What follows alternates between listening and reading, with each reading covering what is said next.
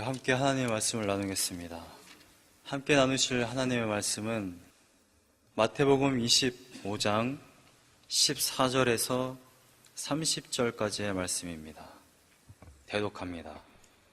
또 어떤 사람이 타국에 갈 때 그 종들을 불러 자기 소유를 맡긴과 같으니 각각 그 재능대로 한 사람에게는 금 5달란트를, 한 사람에게는 2달란트를, 한 사람에게는 1달란트를 주고 떠났더니 5달란트 받은 자는 바로 가서 그것으로 장사하여 또 5달란트를 남기고 2달란트 받은 자도 그와 같이 하여 또 2달란트를 남겼으되 1달란트 받은 자는 가서 땅을 파고 그 주인의 돈을 감추어 두었더니 오랜 후에 그 종들의 주인이 돌아와 그들과 결산할세 5달란트 받은 자는 5달란트를 더 가지고 와서 이르되 주인이여 내게 5달란트를 주셨는데 보소서 내가 또 5달란트를 남겼나이다.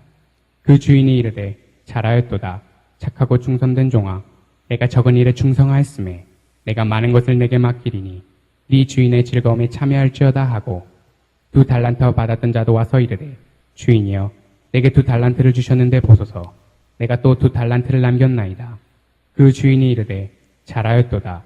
착하고 충성된 종아 네가 적은 일에 충성하였음에 내가 많은 것을 내게 맡기리니 네 주인의 즐거움에 참여할지어다 하고 1달란트 받았던 자도 와서 이르되 주인이여 당신은 굳은 사람이라 심지 않은 데서 거두고 해치지 않은 데서 모으는 줄을 내가 알았으므로 두려워하여 나가서 당신의 달란트를 땅에 감추어 두었었나이다. 보소서 당신의 것을 가지셨나이다. 그 주인이 대답하여 이르되 악하고 게으른 종아 나는 심지 않은 데서 거두고 해치지 않은 데서 모으는 줄로 네가 알았느냐. 그러면 네가 마땅히 내 돈을 취리하는 자들에게나 맡겼다가 내가 돌아와서 내 원금과 이자를 받게 하였을 것이니라 하고 그에게서 그 1달란트를 빼앗아 10달란트 가진 자에게 주라. 무릇 있는 자는 받아 풍족하게 되고 없는 자는 그 있는 것까지 빼앗기리라. 이 무익한 종을 바깥 어두운 데로 내쫓으라. 거기서 슬피 울며 이를 갈리라 하니라. 아멘. 저는 오늘 신실하게라는 제목으로 함께 말씀을 나누려고 합니다. 오늘 본문의 말씀을 보게 되면 신실한 종, 착하고 충성된 종이 나오고 악한 종이 나옵니다. 주님이 부활하시고 승천하신 이후에 우리는 그 이후의 삶을 종말의 삶, 주님이 다시 오실 때까지의 그 삶을 마지막 때, 곧 종말의 삶이라고 우리는 알고 있습니다. 주님이 오시는 그날까지 우리는, 하나님의 자녀들은 신실한 주님의 종이 되어야 할 줄로 믿습니다. 하나님은 신실하신 분입니다. 믿으십니까? 우리의 아버지가 신실하신 분이라면 우리도 그 성품을 따라 신실한 종이 되어야 할 줄로 믿습니다. 오늘 본문에 보면 원제는 달란트 비유입니다. 달란트 비유 이전에 어떤 비유가 나옵니까? 열처녀의 비유가 나옵니다. 열처녀의 비유를 보게 되면 10명의 처녀 중에 5명은 슬기로운 처녀이고 5명은 미련한 처녀로 나옵니다. 5명은 기름을 준비하였고 5명은 기름을 준비하지 않았습니다. 신랑이 왔을 때에 혼인잔치에 참여하지 못합니다. 그러고 난 이후에 달란트 비유가 나옵니다. 그리고 달란트 비유 이후에 나오는 비유는 양과 염소의 비유입니다. 마지막 때에 주님이 재림하셨을 때에 모든 민족을 다 모으고 양은 오른편에 염소는 왼편에 둔다고 이렇게 말씀에 기록되어 있습니다. 오른편에 놓여진 양은 하나님의 나라를 상속으로 받습니다. 제가 말하는 것이 아니고요. 성경에 그렇게 쓰여져 있습니다. 그 다음 왼편에 있는 자들은 41절을 보게 되면 영원한 불에 들어가게 됩니다. 양과 염소의 비유의 마지막 절은 46절입니다. 46절에 이렇게 되어 있습니다. 그들은, 그러니까 왼편에 놓여진 염소들은 영벌에, 의인들은, 오른편에 놓여진 양들은 영생에 들어가리라 하시니라. 이렇게 되어 있습니다. 마지막 때에 주님께서 오셔서 심판을 하시게 될 터인데 양으로서 오른편에 되어 있는 자들은 영생에 들어가고 왼편에 들어간 자들은 영벌에 들어가게 될 것이라는 것입니다. 영원한 것은 똑같습니다. 그러나 영원토록 무엇을 행하게 되느냐? 어느 편은 지옥에 가게 되고 어느 한편은 천국에 들어가서 하나님 나라를 상속으로 받게 된다는 것입니다. 저는 여기에 계신 여러분들 모두가 천국을 유업으로 받는 주의 자녀들이 다 되시기를 간절히 소망합니다. 나중에 천국에 가서도 메시스 권사님 여기 계셨군요. 이렇게 인사를 해야 할 줄로 믿습니다. 갔는데 한참 동안 찾으면 안 됩니다. 달란트의 비유를 보게 돼도 마찬가지입니다. 주인이 돌아와서 결산을 한다라고 말합니다. 오늘 본문의 19절을 보게 되면 오랜 후에 그 종들의 주인이 돌아와 그들과 결산할세, 결산하는 날이 반드시 있다라는 것입니다. 근데 주인이 떠날 때에 자기의 종들에게 주고 간 것이 있습니다. 본문을 보게 되면 달란트입니다. 달란트의 비유를 많은 분들이 이렇게 얘기하거나 이해하시는 분들이 계십니다. 달란트를 탤런트, 영어를 그대로 받아들여가지고 재능이나 은사로 받아들이시는 분들이 계십니다. 은사로 받아들이시는 분들은 그나마 좀 낫습니다. 근데 이거를 재능으로 받아들이게 되면 어떠한 결과가 초래되냐면, 주님이 우리에게 재능을 주셨구나. 나의 재능으로 교회에서 죽도록 충성해서 주님께 상을 받자. 이렇게 인본주의적인 해석이 됩니다. 그런데 달란트는 재능이나 은사를 말하는 것이 아닙니다. 재능은 우리가 이 땅에 태어났을 때에 주어진 것입니다. 예를 들어서 운동적인 그런 신경이 굉장히 뛰어난 사람은 김연아처럼 태어나는 것입니다. 그런데 김연아가 만약에 성령을 받지 않았다면 은사를 활용할 수 없습니다. 재능과 은사는 완전히 다른 것입니다. 이걸 혼동하시면 안 됩니다. 은사는 성령을 받은 사람에게 주어진, 성령을 받았을 때 주어진 하나님의 선물이지 재능이 아닙니다. 그런데 오늘 본문에 나와 있는 이 달란트는 재능도 아니고 은사도 아닙니다. 그냥 이스라엘의 이 시기에 쓰여진, 물론 지금도 쓰고 있습니다. 돈의 단위입니다. 단위. 액수. 그러니까 화폐의 이름도 아닙니다. 우리나라는 1,000원, 만원, 10만원 이렇게 되어 있죠. 1원짜리가 1000개가 모이면 1,000원이라는 것입니다. 근데 미국은 25센트가 쿼러라고 이렇게 명칭을 합니다. 그러니까 달란트라는 것은 이런 쿼러라는 명칭이 아니라는 겁니다. 달란트라는 것은 액수의 단위를 말하는 것입니다. 세겔 34kg. 이 금의 금의 가치에 따져서 이렇게 돈의 그 화폐 가치를 정하게 되는데 그와 같은 것입니다. 근데 이 한 달란트는 일반 노동자가 6,000일을 일해야 벌 수 있는 돈입니다. 그러니까 계산하면 16년이 좀 넘습니다. 그러니까 여기에 착한 종들 중에 5달란트를 받았고 2달란트를 받은 자가 있는데 5달란트를 받은 자는 80년을 넘게 벌어야 꼬박 모아야 되는 액수의 돈이라는 것입니다. 그러니까 어마어마하게 많은 돈을 종에게 맡겼다라는 것입니다. 2달란트를 받은 자도 32년 이상의 그러한 품삯에 해당하는 돈을 받았다라는 것입니다. 그런데 착한 종은 나가서 장사를 했다라고 말합니다. 이 본문에는 장사했다는 말이 없지만 병행 본문인 누가복음 19장에 보게 되면 나가서 장사를 해라. 그리고 실제로 종들이 나가서 장사를 해서 2배의 이득을 벌게 됩니다. 착한 종들은 나가서 공개적으로 사람들과 거래를 했습니다. 근데 악한 종은 땅에 감추어 두었다라고 말합니다. 25절을 보게 되면 감추어 두었다. 감추어 두었다라는 것이 무슨 말입니까? 숨겨 두었다라는 것입니다. 주인이 16년 동안 모을 수 있는 돈을 종에게 주었는데 그냥 땅에 숨겨 두었다라는 표현입니다. 착한 종들은 공개적으로 주인이 준 돈을 공개해서 사람들과 거래를 했다라는 것입니다. 왜 제가 공개를 했다라는 표현을 쓰냐면 이런 겁니다. 우리나라 조선시대의 종들을 보면 누가 봐도 종이고 누가 봐도 양반인 걸 알 수 있습니다. 제가 조선시대를 살지는 않았지만 사극을 보면 알 수 있습니다. 옷이 좀 허접하고요. 집신을 신습니다. 이스라엘의 예수님 당시의 노예나 종들도 마찬가지입니다. 이들은 신조차도 없었죠. 맨발로 다녔습니다. 행색이 당연히 초라했을 것입니다. 지금 시대도 마찬가지입니다. 딱 봐도 홈리스는 홈리스입니다. 딱 봐도 싱글하우스 몇 스퀘어 되겠는데 저분은 차 이 정도 되겠는데 딱 봐도 행색을 봐도 알 수 있습니다. 저의 행색을 보십시오. 홈리스 같습니까? 그렇지 않죠? 여러분들 한번 생각을 해보시기 바랍니다. 신발이 없어요. 행색이 너무나도 초라한 종이 어느 날 사람들 앞에 80년 동안 모아야 될 만한 돈을 가지고 나와가지고 사람들과 거래를 하기 시작합니다.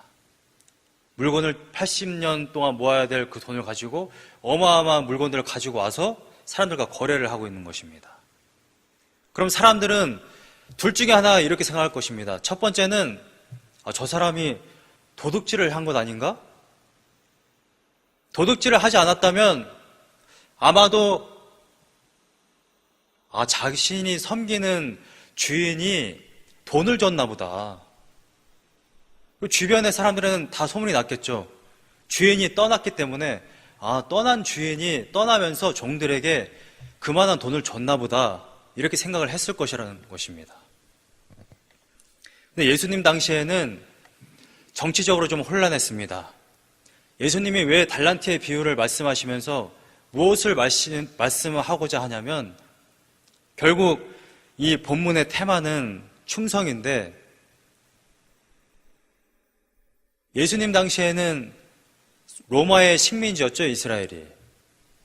그래서 이스라엘을 다스리는 그러한 왕권을 얻으려면 로마에 가서 그 로마의 황제의 인장을 받아와야만 됩니다. 그것이 이스라엘을 다스리는 분봉왕이 때때로 가서 그 인장을 받아야 되는 그러한 관습이 있습니다. 그러니까 이런 것입니다. 누가복음 19장을 보게 되면 확실하게 나와 있지만 단순히 주인이 여행을 떠난 것이 아니라 왕위를 받으러 떠났다라고 이렇게 기록되어 있습니다. 그러니까 주인은 지금 내가 왕위를 받으러 지금 여행을 떠난다라고 말하고 있는 것입니다. 그런데 헤롯 대왕은 왕위를 받아가지고 왔습니다. 근데 헤롯 대왕의 아들 아켈라오는 왕위를 받지 못했죠. 그 이복 동생인 안티파스가 그 왕위를 받게 됩니다. 그러니까 악한 종은 이런 생각을 한 겁니다. 내 주인이 왕위를 받으러 가는데 왕위를 받아서 가지고 올 수도 있지만 왕위를 받아가지고 못 올 수도 있다. 그렇기 때문에 왕위를 가지고 못 왔을 경우에 나는 새로운 주인을 찾기 위해서 주인이 준 돈을 숨겨둔 겁니다. 한마디로 이 악한 종은 기회주의자인 것입니다. 내가 섬기던 주인이 왕을 받아가지고 오면 숨겨두었던 그 돈 그대로 다시 파서 주인에게 보여주면 되는 것이고, 만약에 왕위를 받아가지고 못 오면 새로운 주인 찾아가지고 가면 됩니다. 이건 정치적인 이야기입니다. 내가 어떠한 주인을 충실하게 섬길 것인가. 미국에 남북전쟁이 있었습니다. 우리 어렸을 때는 링컨 대통령이 그냥 마냥 노예를 해방시킨 아주 훌륭한 대통령 이렇게만 알고 있지만 미국 역사를 보게 되면 링컨에게는 사실 정치적인 힘이 별로 없었죠. 자금이 별로 없었습니다. 남북전쟁을 일으킬 만한 그러한 넉넉한 자금이 없었습니다. 그래서 링컨 대통령이 북군을 맡고 있었는데 이제 남군이 점점 기세가 세지니까 링컨 대통령이 생각을 해서 고안을 짜낸 게 하나 있습니다. 화폐를 발행한 겁니다. 자신의 이름으로. 그러니까 새로운 돈을 화폐를 발행해서 군자금을 마련한 것이죠. 근데 원래는 이 금값의 기준에 맞춰서 화폐가 정해져 있는데 그걸 무시한 겁니다. 링컨은 금값을 한 것이 아니라 그냥 싸게 종이로 화폐를 찍어내서 그걸로 군자금을 마련한 것이죠. 그러니까 링컨이 패배할 수도 있겠다라고 생각한 자들은 점점 그 투자자들은 돈을 뺀 겁니다. 돈을 빼내가고 링컨을 섬기지 않겠다 해서 그 화폐를 이용하지도 않았습니다.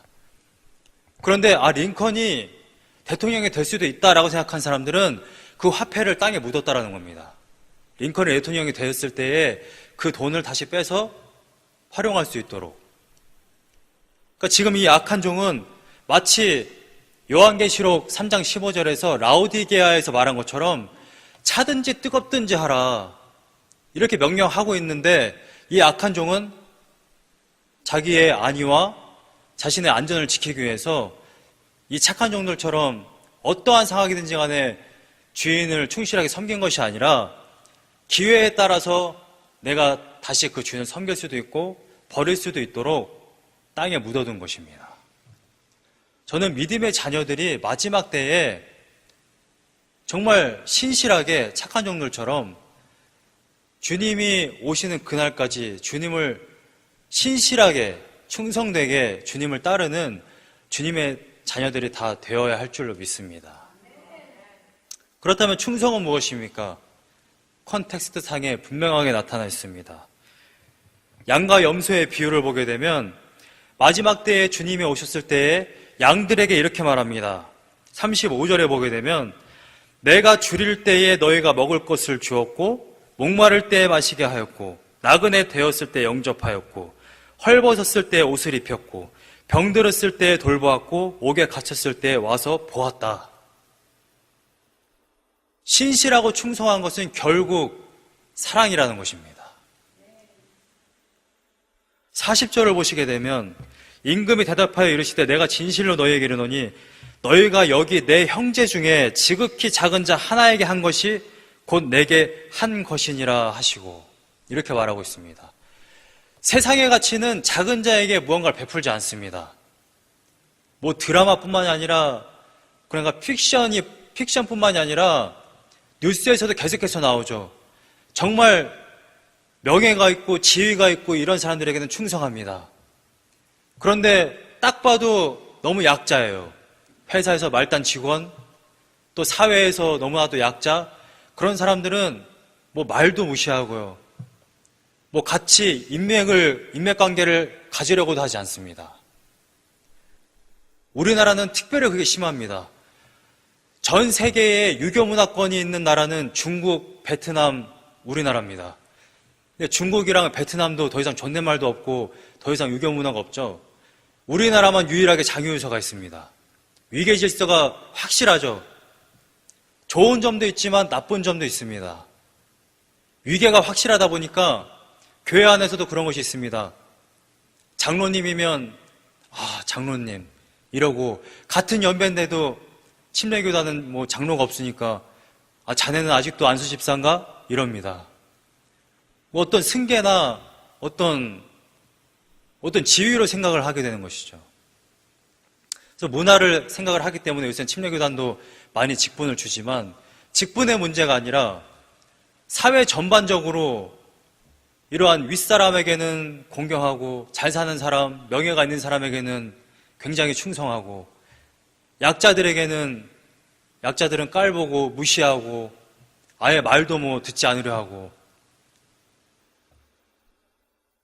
제가 인생 살아오면서 굉장히 미안한 사람, 물론 미안한 사람 굉장히 많습니다. 뭐 제 아내도 있고 부모님도 있고 굉장히 많은데 항상 미안한 사람 하면 생각나는 사람이 한 사람 있는데 저희 처형입니다. 처형은 저랑 같은 나이입니다. 근데 제가 어느 날 교회에서 이렇게 청년들 회의하다가 부목사님도 계시는데 저희 처형이 막 발언을 했어요.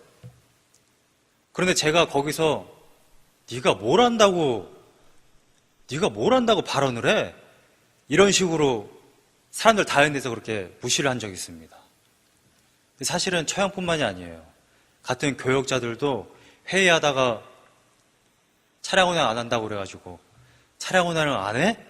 그러면서 이제 막 동생들도 있는데 막 뭐라고 하고 그랬습니다.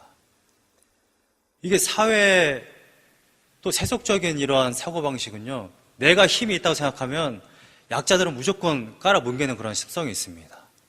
그런데 성경은 오히려 반대입니다. 가장 작은 자, 특별히 지극히 적은 자, 이 세상에 정말 다리 없으신 분도 계시고 정말 가난하게 사신 분들 계시고 홈리스 분들 계시고 모든 사람들이 사장이고 회장이고 그렇지 않지 않습니까? 정말 작은 자 하나에게 사랑을 베푸는 것이 신실한 그런 믿음의 행위인 줄로 믿습니다. 교회에서 봉사하고 정말 피곤해 죽겠는데도 억지로 청소하고 김장하고 이게 봉사가 아닙니다. 이게 충성이 아닙니다. 이건 성경에 말하는 충성이 아닙니다. 예수전도단에 어떤 훈련받은 전도사님이 계십니다. 4년 동안 훈련을 받고 이제 교회에서 사역을 하시는 분이신데 그분이 이러한 간증을 합니다. 매주 주일날 이제 식탁 교제를 하지 않습니까? 근데 이제 예배를 드리다 보면 이 성도님들이 음식해야 되는 것을 까먹습니다. 그래서 까먹는 것이 빵꾸나지 않도록 하기 위해서 이 전도사님이 이제 국수를 삶기 시작했대요. 주일날 새벽 예배가 끝나고 아침 8시부터 이제 육수를 우립니다. 그 다음에 이제 설교가 끝나갈 때쯤에 전도사님이 나가가지고 국수를 삶죠. 이제 교인들이 많으니까 뭐 굉장히 많은 양을 이렇게 드럼통에다가 국수를 삶지 않았겠습니까? 그렇게 한두 번 하니까 이제 전도사님의 원래 의도는 이거였겠죠. 전도사님이 하는 걸 보고 성도님들이 이제 늦지 않으시고 나와서 국수를 삶겠지 했는데 이제 성도님들이 전도사님이 삶겠지 하고서 이제 더 평안한 마음으로 이렇게 있었다라는 것입니다. 근데 성도님들 얘기하는 것이 아니라 제가 전도사님의 심리를 얘기하려고 하는 겁니다. 근데 이 전도사님이 그래가지고 2년 동안 국수를 삶았대요. 사역하는 내내. 근데 국수를 삶으면서 성도님들은 굉장히 칭찬을 많이 했겠죠. 우리 전도사님 성실하시게 맨날 국수도 삶으시고 일찍 오셔가지고 청소하시고 칭찬을 많이 받았겠죠. 사람들에게는 칭찬을 받았을지 모르지만 이 전도사님의 고백한 건 이겁니다. 하나님은 아실 거야. 국수를 삶으면서 내가 얼마나 많은 욕을 했는지.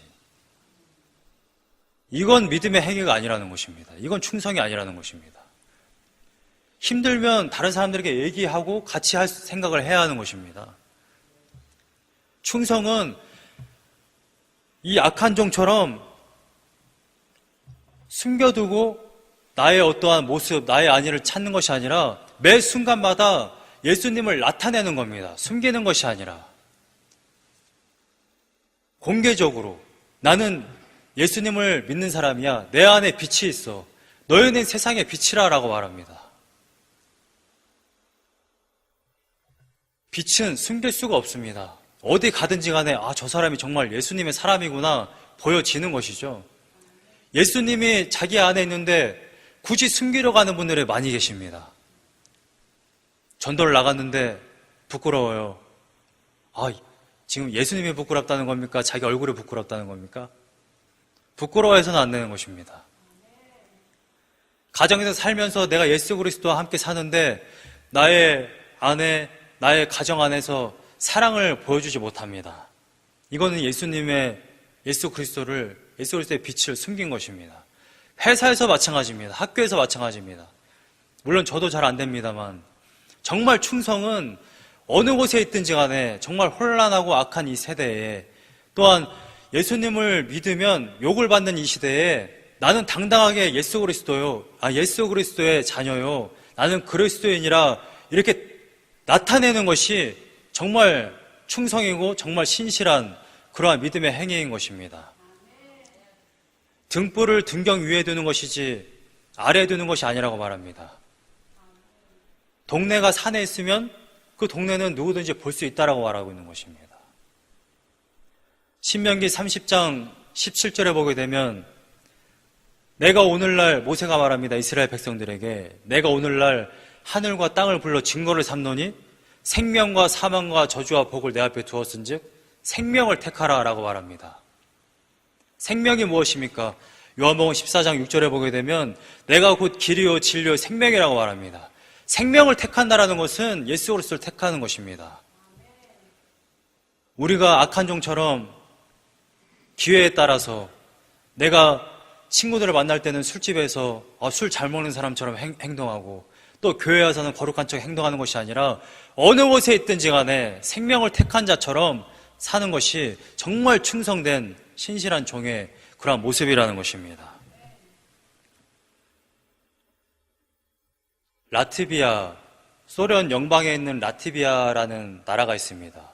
아마 키르기즈스탄, 우즈베키스탄 그쪽에 있는 나라 중에 하나인 것 같은데, 이 라트비아에 있는 신학교에 가면은 이 신학교는 신학생들, 신입생들을 뽑을 때에 딱 한 가지 질문만 한다고 합니다.